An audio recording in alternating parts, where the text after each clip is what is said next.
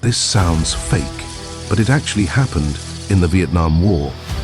American soldiers would set up speakers in the jungle at night, blasting ghostly screams and voices to terrify the enemy.